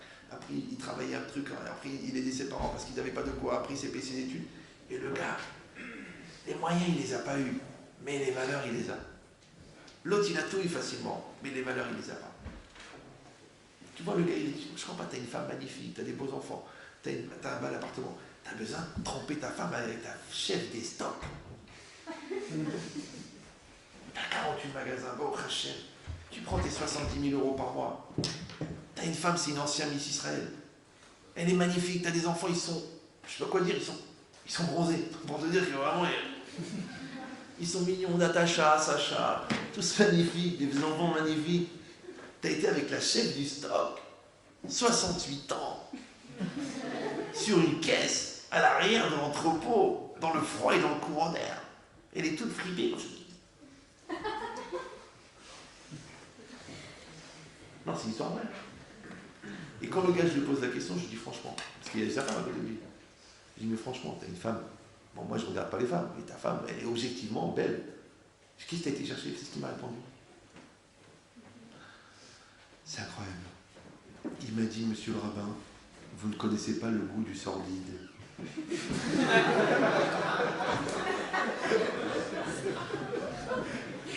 ne sais pas si vous comprenez. C'est-à-dire que les gens qui ont le meilleur, ils veulent le pire. Ils veulent le pire, ils veulent les dégueulasses, ils vont se faire des trucs, ils vont se mettre des excréments, ils vont aller se mettre à plusieurs, ils vont violer, ils vont râler, ils vont organiser des trucs pervers. Pourquoi? Parce que comme ils ont le meilleur, ils veulent le pire. Je comprends, mais t'as le meilleur. Qu'est-ce que tu veux maintenant? Allez, ça n'a pas de goût, c'est insipide. Là, t'es dans le stress, la fille elle a peur, elle a 12 ans, t'es en Thaïlande, tu les trempes pendant que tu la prends. C'est un truc spécial. Tu payes pour ça? Oui, je paye la fille parce qu'après ils vont la tuer. Ah bon? Les gens ils font ça? Je dis, mais vous êtes des malades. Monsieur le rabbin, on a de l'argent, on se paye les plaisirs qu'on peut se payer. Des animaux. Des animaux à 2 pattes. Ouais. Donc c'est quoi ce qui est marqué ici? C'est que tu vois, tu crois que la personne, elle a fabriqué des valeurs. Zéro. Que dalle. Rien. Ouais. Donc maintenant, en vérité, c'est quoi l'idée? C'est de se dire, quel genre de personne tu veux être et qu'est-ce qui va tracer ta vie et qu'est-ce qui va dicter tes choix et qu'est-ce qui va être ton squelette? C'est quoi qui va être ton squelette? Ta musculature et ton argent et ton bel appartement avenue Flandrin ou ta personne? Quand ça va se passer? Vous savez, les gens, je me rappelle dans des livres sur la Shoah, ils disaient que quand ils ont attrapé les nazis à la fin de la guerre, les gens qui étaient déportés, alors ils les frappaient et les nazis ils se mettaient par terre, ils pleuraient. Ils pleuraient pour qu'on leur laisse la vie. Alors le gars il a dit, j'ai été 3 ans au Auschwitz, j'ai jamais vu un déporté pleurer. Il pleurait pas les gens. Il leur mettait des coups de bâton, il leur faisait des tortures, il les pendait pendant 2 jours par les bras. Et le gars il pleurait pas. Il cassait en morceaux, il pleurait pas. Il allait à la chambre à gaz, tout nu, il avait plus de dignité que l'autre berger allemand que tu n'arrivais pas à discerner le berger de l'allemand. Les deux sont d'une sale race. Ouais. Et l'autre avec sa grande gabardine en cuir et sa casquette et sa matraque et sa truc. Ouais. Et après, dès que les Russes sont arrivés, il s'est mis en civil. J'ai rien fait, je n'ai fait qu'écouter les ordres. Mais au moins meurs dignement. Déjà, si tu étais un pauvre type toute ta vie, au moins ta mort avait une valeur. Les gars, ils n'avaient rien, ils étaient oubliés du monde. Ils étaient tout nus devant la chambre à gaz, ils marchaient comme ça. Et quand au moment de rentrer, il dit, une seconde, il va faire le crâne schéma. Et le gars, il faisait ça. C'est dans ces moments-là que tu vois la grandeur de quelqu'un. Quand l'autre, il a tout pris, tu dis rien, tu dis, ouais, mon argent. Ça s'appelle les valeurs. Maintenant, la Torah, elle ne va pas te donner des protections en titane. Elle va te donner des valeurs. Qu'est-ce que tu décides? Qu'est-ce que tu veux? Tu veux des valeurs boursières ou tu veux des valeurs humaines? Qu'est-ce que tu veux? Tu décides. Tu veux que ton couple il soit fondé sur des valeurs ou est-ce que tu veux que ton couple il soit construit pour des valeurs? Ouais. Est-ce que tu veux que ta femme, elle t'apprécie pour ta valeur, ou est-ce que tu veux qu'elle t'apprécie pour ta valeur? Parce que voilà, tu as eu un revers de fortune, et ben des 12 000 mensuels, tu es passé à 604 euros. Elle te dit, écoute, je n'ai pas du tout grandi dans ce standing, excuse-moi, j'achète pas les faux Chanel et les faux Cartier, moi il me faut des vrais, je suis allergique, ça me fait des boutons. Moi le sac qui me plaît, je l'achète, je commence pas à réfléchir, j'ai 28, tous les sacs Chanel je les ai, j'ai eu un couple comme ça, chez un bail une fois, le mec il me dit, écoutez, Raph, je peux pas, elle voit un sac, elle veut l'acheter. Je dis, bah c'est bien. Il me dit, non mais c'est que des Chanel. Que des Dior. Mais le dernier que tu vois, tu ouvres le Figaro, tu le vois, ils ne le mettent pas dans la actuelle. Hein, ouais. Tu ouvres le Figaro, tu le vois, la fille elle l'achète, elle l'achète sur place. Il me dit, moi j'arrive plus. Et à ce moment-là, il ne fallait pas acheter quelqu'un dont la famille a la moitié des casinos de France. Tu épouses une Hanina de Sarcelles, c'est bien. Toi t'as voulu voir. Et elle te dit, mais moi c'est mon standing. Donc elle t'a épousé pour ta valeur. Ou pour ta valeur. Donc maintenant, ici, c'est pareil. Tu vas rentrer dans la soukha, et c'est vrai que c'est fragile. C'est vrai. Ouais. Et bien, ce que les hommes appellent la déchéance, d'être soumis à la nature, nous, on appelle ça la sécurité. Parce que c'est ça l'éternel problème. Ouais. Les peuples, depuis 5000 ans, ils essaient d'échapper à la nature. De ne pas être soumis à la nature, de ne pas subir les lois de la nature. D'accord? Alors pour le tonnerre, ils ont fait le paratonnerre. Pour la mer, ils ont fait la digue. Et pour la rivière, ils ont fait le barrage. Mais Hachem a de l'humour. Il a de l'humour. Il va inonder des zones qui ne sont pas inondables. Il va faire des sécheresses de trucs, il va faire des virus. Tu te dis, mais il est beau là, mais est-ce qu'il est moche ailleurs? Ouais. Tu sais pas. Exprès. Et plus tu fais des trucs gigantesques pour te protéger, et plus il t'envoie des dangers microscopiques. Pourquoi? Parce que c'est lui le patron. C'est lui le patron. Tu réfléchis, tu décides. C'est qui le patron? Alors tant que toi, tu veux absolument prouver que c'est toi le patron, alors lui il se marre. Il rigole. T'es pas le patron. Tu vas utiliser une nature, mais tu vas surtout subir une nature. Et la nature, c'est quoi? C'est le bâton d'Hachem. Maintenant, la Torah, elle te dit, arrange-toi avec le bon Dieu. Tu dis, non, je m'arrange avec la nature. La nature est intransigeante. Essaye de sauter d'un avion, tu vas voir qu'en bas, on voit sur ton visage que tu as compris que la nature est intransigeante. On voit, tu es dispersé, tu es éclaté. C'est normal, parce que c'est pas possible. Alors c'est pareil, le feuillage, c'est Hachem, et nous, on est dans l'ombre du feuillage. C'est ce que c'est l'ombre. L'ombre. Vous savez ce que c'est? Oui. L'ombre, c'est ce qui apparaît quand vous faites un écran devant la lumière. Intéressant au niveau physique. C'est que vous avez des rayons lumineux, d'accord? Les rayons lumineux, ce sont des ondes. Les ondes, c'est des photons, ouais. Et puis quand vous faites un écran, et que le flux des photons il s'arrête, et bien ce qui apparaît derrière, c'est l'ombre. Super. Maintenant, par hasard, dans la Kabbalah, Orot Zeresonot, la lumière, ça correspond en fait à la volonté d'Hachem, d'accord? Et que si la volonté d'Hachem, c'est la lumière, donc l'ombre, c'est quoi? C'est l'absence de lumière. Donc, c'est quoi l'ombre? C'est quand la volonté d'Hachem n'apparaît pas clairement. Maintenant, comme tu peux interpréter que les lois de la nature sont indépendantes de la volonté de Dieu, ça s'appelle que Dieu, il est à l'ombre. Ça va? Alors que si tu dis, mais non, au contraire, les lois de la nature, ça prouve Dieu. Ça prouve. Regardez-moi, il y a 8 ou 9 ans, un rabbin en Israël, un grand rabbin, quelqu'un lui a demandé, mais quand est-ce que l'Europe, elle va payer pour ce qu'elle a fait aux Juifs? Et comment elle va payer? On ne voit pas qu'ils ont payé. Moi, je trouve que les Allemands, ils s'en tirent bien, franchement. Tout ce qu'ils ont fait, quand même. Puis avoir au moins 2000 ans de désert. Regarde, l'Espagne, il a envoyé des Juifs. Depuis, Ferral, il ne reste plus rien. Martinez et les Mangolaises. Ouais. Ils n'arrivent plus à... Ils ne remontent plus. C'est fini. Pourtant, ils avaient une bracha de malade. C'était le pays le plus riche du monde, le plus civilisé, le plus... C'était la folie. L'Espagne et le Portugal, c'était la folie. Ils ont envoyé.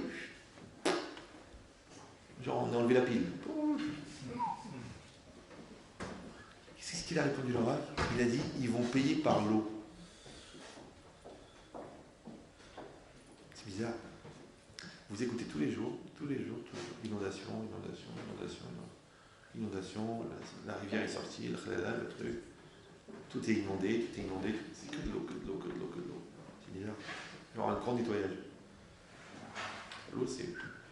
Le tsunami, il ne s'est pas passé n'importe où. Il s'est passé à un endroit où il faisait très chaud, les coins chauds de la planète. Mais c'est quoi l'idée? L'idée, c'est que la nature, c'est le bras d'Hachem. Maintenant, le chien, quand tu le frappes un bâton, c'est ce qu'il fait le chien? Il mord le bâton. Mais il y a Brel. Le gars qui tient le bâton, c'est lui qu'il faut mordre. Tu ne peux pas le mordre, il est inaccessible. L'autre, le contraire. L'ombre du bâton, déjà, il réagit. Il voit le bâton, il voit l'ombre du bâton, il laisse tomber. C'est bon. C'est pour ça que toutes les civilisations, elles ont disparu. C'est vrai. Où ils sont les Romains, les Mésopotamiens, les Crétois. Qu'est-ce qui reste des Crétois? Qu'est-ce qui reste des Macédoniens? Vous lisez l'histoire de l'Antiquité, moi je lisais ces trucs-là. La Macédoine, c'est un pays incroyable. Qu'est-ce qui reste de la Macédoine? Une salade.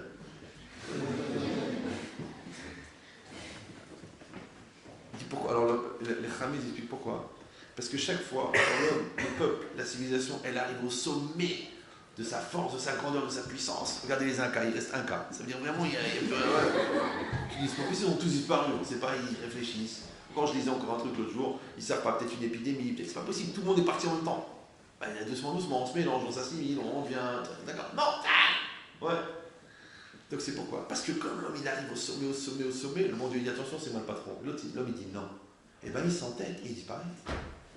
Alors que le peuple juif, quand il lui prend la tentation de se prendre pour quelque chose, le bon Dieu il lui fait un signe, et le peuple juif dit ok, c'est toi le patron. Et c'est vrai, regardez l'histoire juive. C'est quoi? Les bénis Israël sont bien, spirituellement, ils ont la bénédiction, ils se développent matériellement, comme ils se déplacent matériellement, ils s'installent dans la matérialité. Dans la matérialité, ils font des fautes. Dans les fautes, on leur envoie des gens qui les fracassent.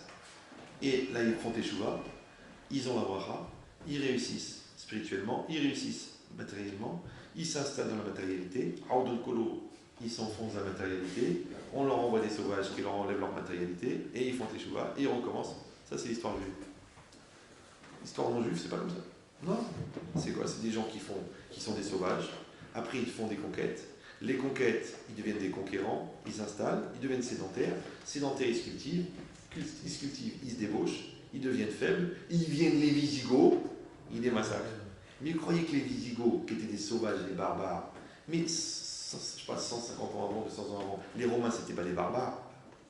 C'était des barbares, ils faisaient des sacrifices humains. Ils sont devenus genre le sommet de la culture. Ils sont devenus les Visigoths à Rodon Colo. Les Visigoths, ils sont installés, ils sont devenus sédentaires, ils se sont allégés, débauchés, et ils sont devenus d'autres sauvages, et à Rodon Colo. C'est comme cette histoire. Donc on n'a pas le même cycle historique, du tout. Ouais. Mais dans la vie d'un homme, c'est la même chose. Qu'est-ce que tu veux? Quelles sont les valeurs que tu veux qu'elles soient le moteur de ta vie? Qu'est-ce que tu veux? Tu veux les valeurs qui soient profanes ou des valeurs qui soient saintes? Qu'est-ce que tu veux? Tu décides. Qu'est-ce qui va construire ton couple? Oui. Qu'est-ce qui va donner la structure mentale de tes enfants? Qu'est-ce qui va être tes choix? Qu'est-ce qui va objectiver tes choix? Je vois des gens qui disent oh, vous savez, c'est pas évident, 3 jours de fête, c'est quand même long. T'es juif, non? T'es juif.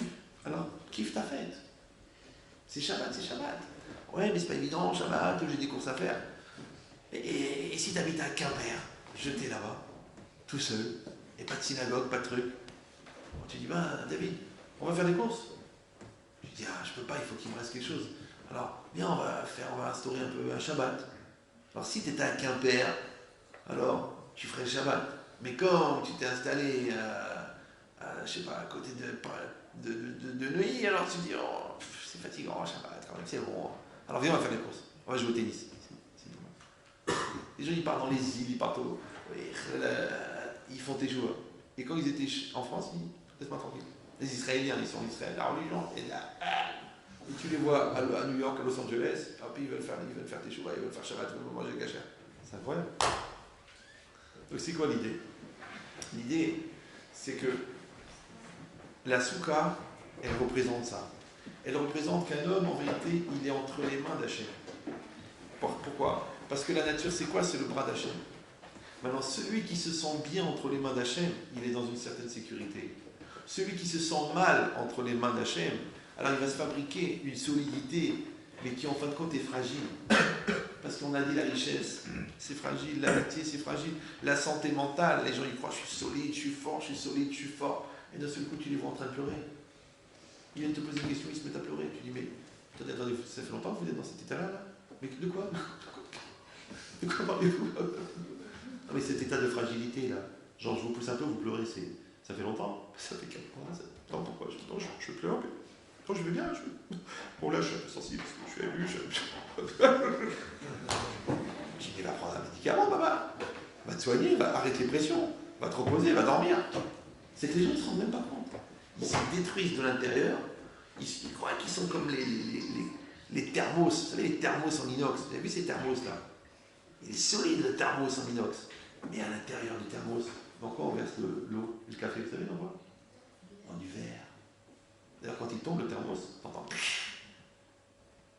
Eh bien il y a des gens comme ça, tu les vois comme ça, tu crois qu'ils sont des thermos, en fait ils sont des calmos. Ils sont fragiles. Une baffe comme ça, une baffe de la vie, et paf, ils cassent tout à l'intérieur. Ils restent quand même.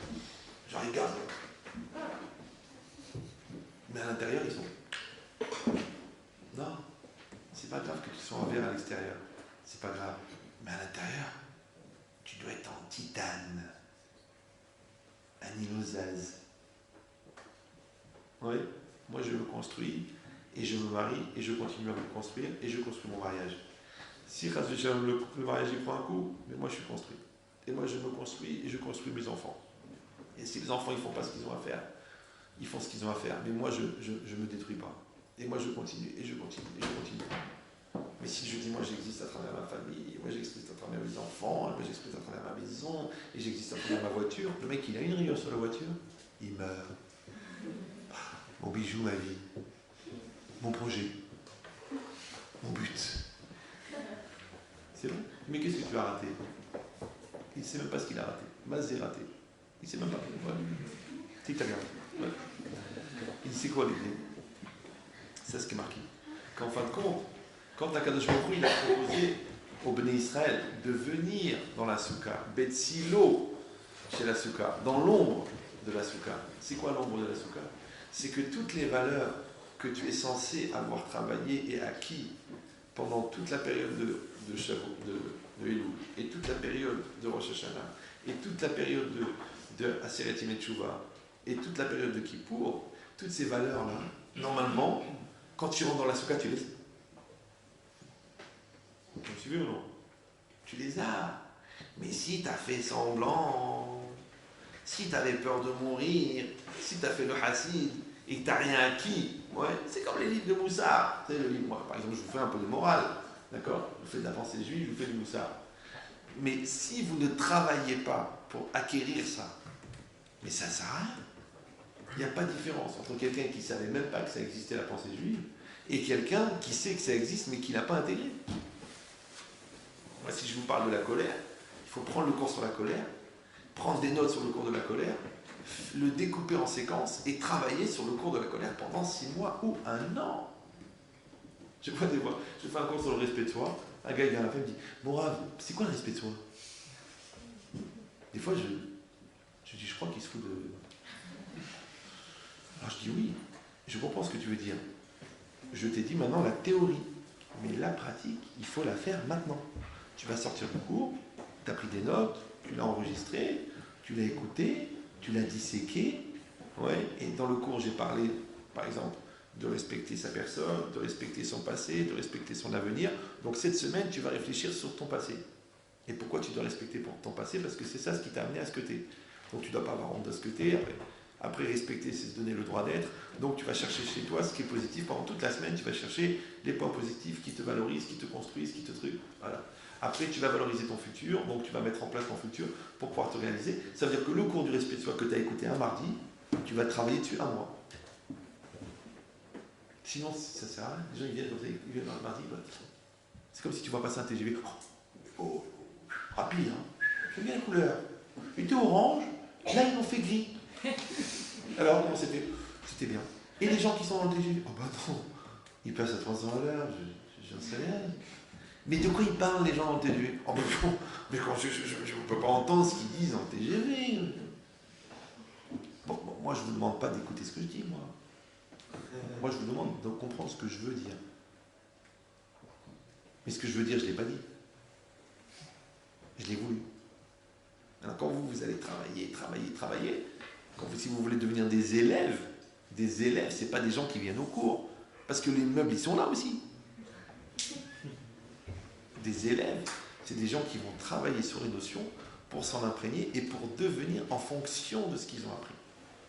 C'est que si à la fin de l'année, tu n'as pas développé ton respect de toi-même, ta capacité à gérer tes émotions, ta relation avec Hachem, ton vécu dans la réalité d'Hachem, tu as perdu ton temps.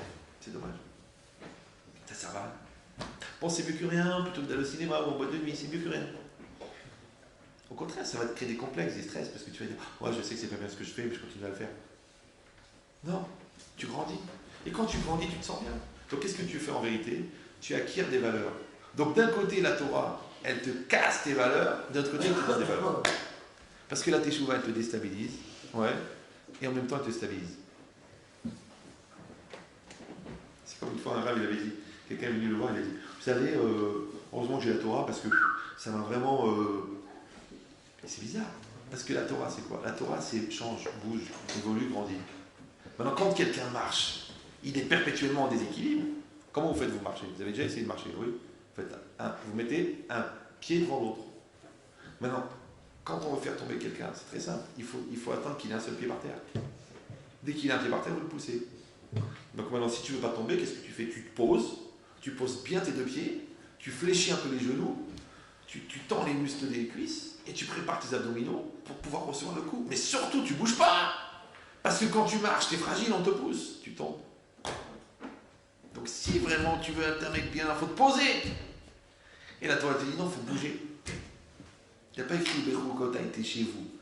Il n'y a pas écrit et dans mes lois vous vous installez. Il y a marqué Ubechokota était les roues. Dans mes lois vous irez. C'est-à-dire que l'homme, il est condamné au mouvement. Vous êtes obligé de grandir. Vous êtes obligé d'évoluer. Vous êtes obligé de faire évoluer votre personne. Vous êtes obligé de faire évoluer votre couple. Vous êtes obligé de vous adapter au marché. Vous êtes obligé de vous former en tant que médecin. Vous êtes obligé de trouver de nouvelles formules pour développer le magasin. Vous êtes obligé de chercher de nouveaux modèles pour vendre vos jupes. Vous êtes obligé. Ça bouge. Ça bouge, ça bouge, ça bouge, ça bouge. Dès que vous arrêtez de bouger, tu n'es plus dans le coup. Tu es encore au Moyen-Âge. Tu as 2 saisons de retard. Tu ne te coiffes pas à la mode. Tu nous racontes des trucs qui sont passés il y a 30 ans. T'es pas dans le move, t'es pas dans le mouvement, t'es pas dans le coup, parce que le monde y bouge. Ou Bechokota et les roues. Alors si déjà dans le profane, c'est plus fort. Alors ce qui est bizarre, c'est qu'on va bouger avec des valeurs qui sont éternelles. C'est bizarre, hein? Les valeurs qu'on a, elles sont vieilles. Elles ont à peu près 3500 ans. Mais il faut bouger avec. Et le contraire, les gens, qu'est-ce qu'ils font? Ils font de l'immobilisme avec du changement. Enfin, une fois, quelqu'un m'a dit franchement, monsieur le rabbin, pourquoi vous n'avez pas la télé? Je dis, mais pourquoi faire?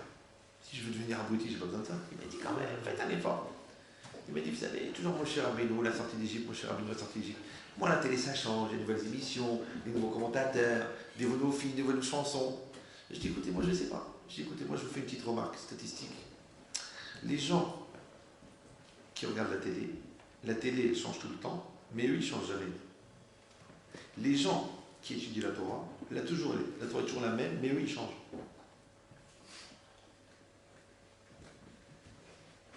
Il faut juste décider qu'est-ce que tu veux faire. Qu'est-ce que tu veux faire? Tu veux devenir un téléspectateur de ta vie. Tu veux continuer à envier les acteurs, alors que tu aurais dû être acteur de ta vie, tu veux envier les acteurs. Parce qu'ils vivent quelque chose de fort, alors que tu sais qu'ils font semblant. Tu crois que la fille des feux de l'amour, elle est vraiment amoureuse? Ça se voit qu'elle est amoureuse. Quand elle le regarde, tu vois qu'elle est amoureuse. Et quand elle a appris sa liaison avec Jennifer, tu sens qu'elle était blessée. Elle, réveillez-vous, c'est pas un documentaire. C'est un feuilleton. Alors les gens, ils font la masturbation émotionnelle. Ils ont dit que 87% des Français font un transfert psychologique entre leur feuilleton préféré et leur vie. Je ne sais pas si vous me suivez. C'est-à-dire que la personne, elle va pleurer devant le film américain, mais elle va être complètement insensible au cancer de sa grand-mère. Elle n'est pas morte? Oh, ça commence à durer quand même. Bon, le 2 pièces, qui c'est qui le prend? On va pas commencer. Hein. Le grand frère, petit frère, il n'y a pas. Mais elle est vivante. Alors la grand-mère, elle a le cancer, ça lui fait rien. Il voit un bon film américain.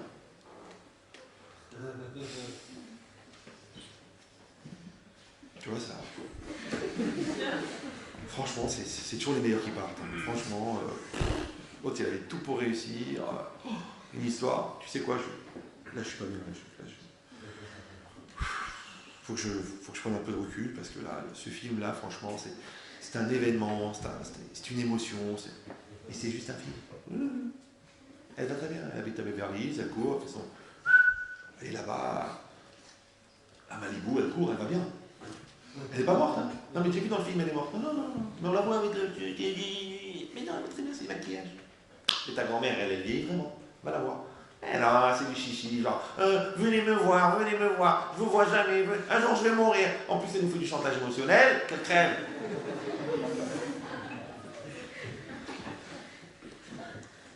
C'est que les gens, ils vivent virtuellement leur réalité et ils vivent réellement leur virtualité.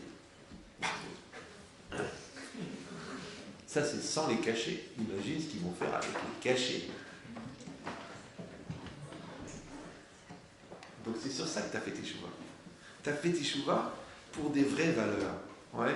Donc d'un côté, tu es tout nu parce que tu as renoncé à tes fausses valeurs, mais Baruch Hashem, entre-temps, tu as accumulé des vraies valeurs. Et bien quand tu rentres dans la soukha, il n'y a rien. Tu sais ce qu'il y a dans la soukha? Il y a des valeurs. Qu'est-ce qu'il y a? Il y a 3 murs, ouais.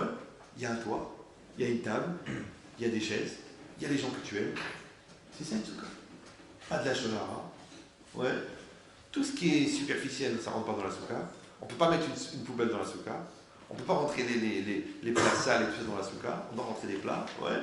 On ne peut pas dire des bêtises dans la soukha. On a la présence d'Hachem dans la soukha. Tous les jours, on a des invités extraordinaires. Abraham, Israël, Yaakov. C'est ça la soukha. Donc c'est quoi la soukha? La soukha, c'est un espace d'essentialité. C'est ça la soukha. La soukha, c'est que tu as tellement renoncé à la révérence que depuis Kippour, on ne fait plus les tahanunim. Vous savez, on ne fait plus. Pourquoi? Parce qu'on dit les juifs sont tellement occupés des mitzvot, ils ne vont pas faire des révérence. Mais le jour de Sukkot, c'est mieux encore, c'est pire ou c'est mieux. C'est que là, tu rentres carrément dans la soukha. Donc tu rentres carrément dans la mitzvah. Qu'est-ce qu'on avait dit à Kippour, si vous vous rappelez du cours de la semaine dernière? On avait dit que Hachem, il s'appelle Mikvé Israël. Vous vous rappelez ou non? Mikvé Israël Hachem. Hachem, il s'appelle le bain rituel. Et qu'est-ce qu'on avait dit dans un bain? Tu es obligé d'entrer entièrement. Et bien dans la soukha, tu rentres entièrement. Tu sais que c'est la seule mitzvah où tu rentres dans la mitzvah. Est-ce que vous avez déjà essayé de rentrer à l'intérieur d'une paire de téphilines? Imagine, tu vas chez un sophère, tu dis écoutez, j'ai de l'argent, Baruch Hashem, voilà, je fais une avance de 100 000 euros, je rajoute 100 000. Vous me faites une paire de téphilines, un studio. Il faut que je rentre dedans. Vous me faites une paire de téphilines cachère, en cuir, avec les compartiments à l'intérieur et les parachutes écrites 2,30 m de haut, avec des lettres SACOM, c'est un modèle spécial. Et moi, je veux rentrer dans les téphilines. Écoutez, vous n'êtes pas raisonnable. On ne peut pas rentrer dans une mitzvah. Et pourtant, on rentre dans la soukha. C'est pour ça que dans la soukha, elle s'appelle, dans la Kabbalah et dans la Hassidut, elle s'appelle Or Amakif. Elle s'appelle la lumière enveloppante. Il y a une seule mitzvah où c'est dit aussi, c'est sur le talit.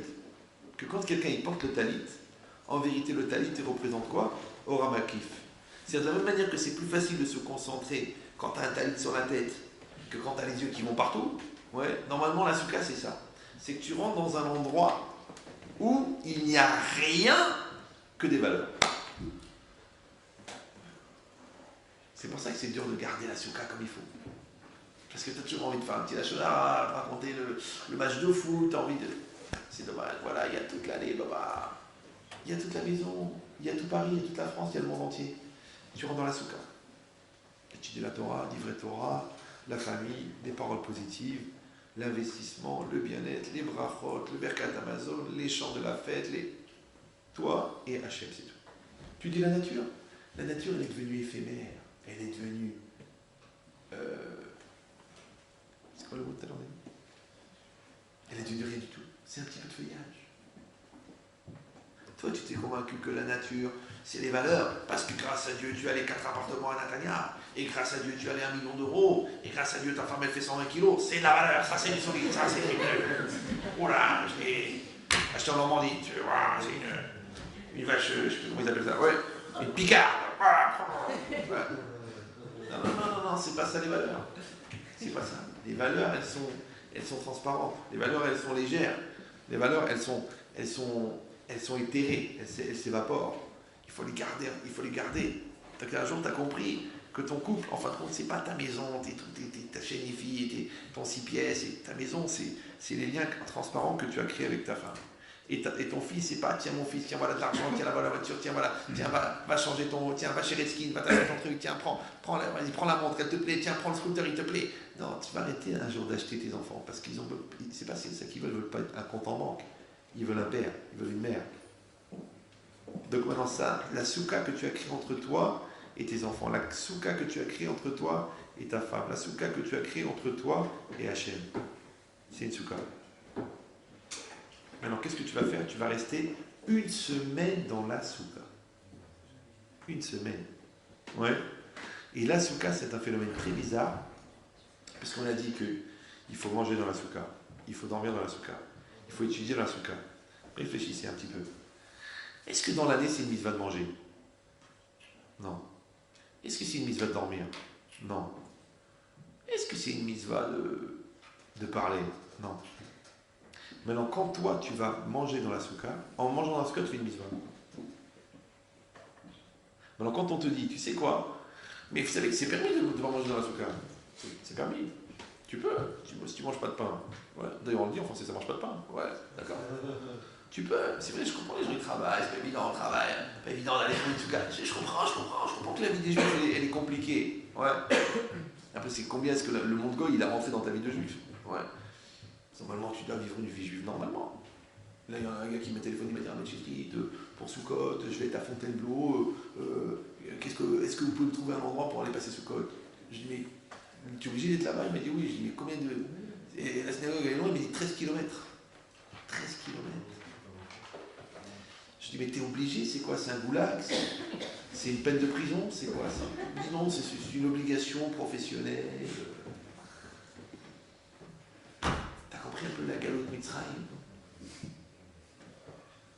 C'est ça la galoute. T'es en galoute. Tu veux faire tes fêtes, tu peux pas. Je suis obligé d'aller me jeter là-bas à Fontainebleau. C'est pas normal. Tu peux pas vivre ta vie normalement. Tu dois, t'es juif, tu dis, écoutez, excusez-moi, je suis juif. Ça marche pas? Bon, essaye musulman, ça marche mieux. Tu peux pas, je peux pas, je me fous une souka. Comment je vais faire sans souka?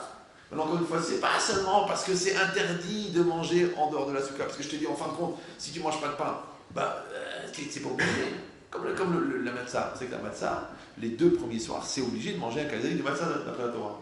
Maintenant, pour toute la semaine, tous les ans, je vous répète, à Pessah, avant Pessah, je vous répète tous les ans ce principe-là, c'est que pendant toute la semaine, vous n'êtes pas obligé de manger de la matzah. Vous le savez, non?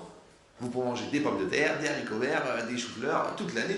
Vous pouvez en manger pendant 8 jours. Vous n'êtes pas obligé de manger de la matzah pendant les 8 jours. Vous savez ou non? Il n'y a que les 2 premiers soirs, vous êtes obligé. C'est clair?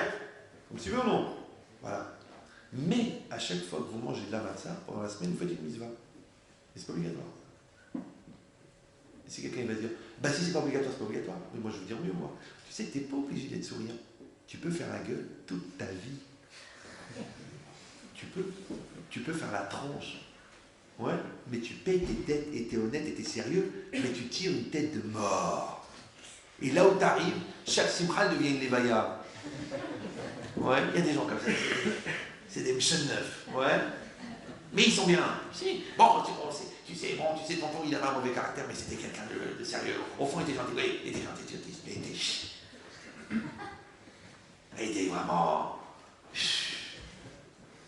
Mais c'est exactement pareil. Tu n'es pas obligé de manger de la souka, mais c'est une mitzvah. Tu n'es pas obligé de sourire, mais c'est une mitzvah. Mais tu n'es pas obligé de manger de la matzah, mais c'est une mitzvah. C'est dommage. C'est comme les gens qui vivent 15 ans ensemble, parce que de toute façon on n'est pas fait l'un pour l'autre, on reste ensemble pour les enfants. J'adore, comme si c'était bien pour les enfants de voir deux personnes qui se font la haine. Genre quel genre de modèle, tu vois. Et après quand tu vois le shalom bayit des enfants, le gars tu dis mais pourquoi vous n'êtes pas attentionné avec votre femme? Écoutez, j'ai jamais vu dire à mon père je t'aime, jamais vu faire un bisou, jamais vu faire un câlin. Je pensais que c'était ça le modèle. En fait le père il a jamais aimé la mère. Jamais. Il est sûr qu'il s'est gouré, qu'il s'est trompé de sortie sur l'autoroute au démarrage. Et après, il a dit, bon, chez nous, on n'a pas l'habitude de laisser une femme enceinte. Alors, on va les élever dans la mort. Mais puisque déjà tu restes, c'est pas que tu as pris une heure de colle parce que tu n'as pas travaillé en maths, c'est que tu as pris 15 ans de colle. Alors, si déjà tu as pris 15 ans de colle, au lieu d'espérer que tu vas réussir à aimer la personne qui est en face de toi, tu ferais mieux d'essayer de l'apprendre à l'aimer telle qu'elle est, au lieu d'espérer d'attendre qu'elle devienne la personne que tu pourrais aimer. Ça va. Parce que tu as été muté en Alaska. Oui, ben je suis en Alaska. Donc tu vas faire une dépression. Non, tu vas dire, l'air est vif en Alaska. Le ciel est bleu en Alaska. Le froid, ça conserve la viande. Regardez les congélateurs. Ouais. Les gens ont une très bonne mentalité. On se rejoint là-bas dans les pubs et puis le soir, on se fait des ambiances. Et puis bon, l'hiver est long, donc on passe du temps ensemble, on attend de réfléchir, on attend de lire, on attend. Tu vois, qu'est-ce que ça fait? T'as aimé l'Alaska? Maintenant, t'as été muté à Santa Monica. Il fait chaud. La mer, elle est loin. Les gens, ils sont tous un peu... toujours en train de chercher un truc à fumer. Je dis, enfin, Monica, Santa Monica. Ouais, c'est pas possible. Il dit alors je comprends pas. Tu pleurais parce que tu étais en Alaska. Maintenant tu pleures parce que tu es à Santa Monica. C'est un mec bizarre. Moralité, il y en a toujours qui pleurent, et il y en a toujours qui sont contents. Donc le bonheur, c'est ce que tu assumes. Ouais. Et le malheur, c'est ce que tu refuses.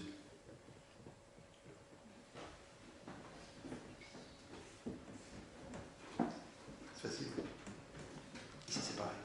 La Torah t'a dit, mais enfin mon fils, tout ce que tu as parlé pendant Elul, et tout ce que tu as parlé pendant Rosh Hashanah, et tout ce que tu as parlé pendant la Seret Yom Teshuvah, mais t'es blindé, tu parles avec des armes de folie.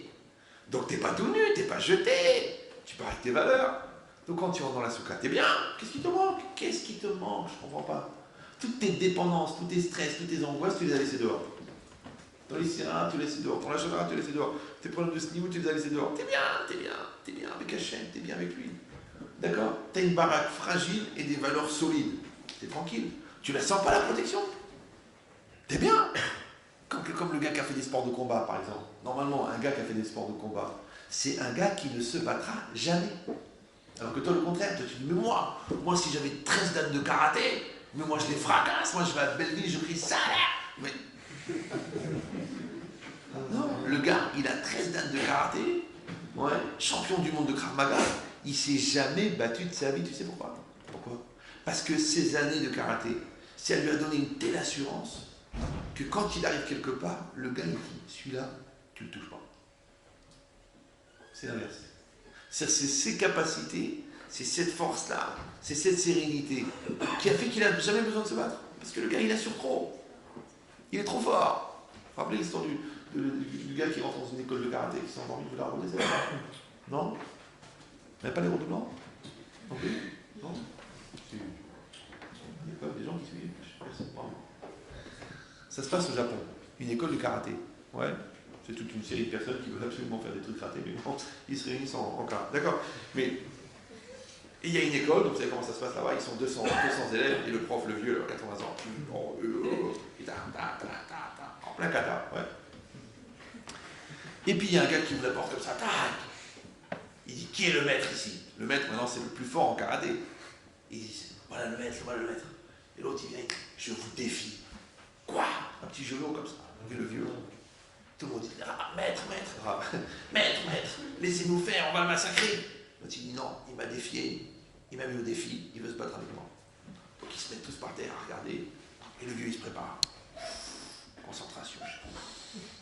Et l'autre, il se prépare, il s'allonge, il dort. Mais il dort, il ronfle, la bave. Tout le monde dit, quoi? Mais qu'est-ce que c'est que ça? Mais qu'est-ce que c'est que cette chutzpah, cette insolence? Il défie le maître et il dort, on va le tuer. Le maître, il dit, laissez-le tranquille, j'ai trouvé mon maître. Quand le gars, il vient chez moi, dans mon école de karaté, il me défie devant tout le monde. Donc moi, je suis monté à un top niveau de gava, de susceptibilité, d'orgueil et de remise en cause. Et le gars qui m'a poussé à bout, il dort. Mais comment il est sûr de lui qu'il dort? Quel recul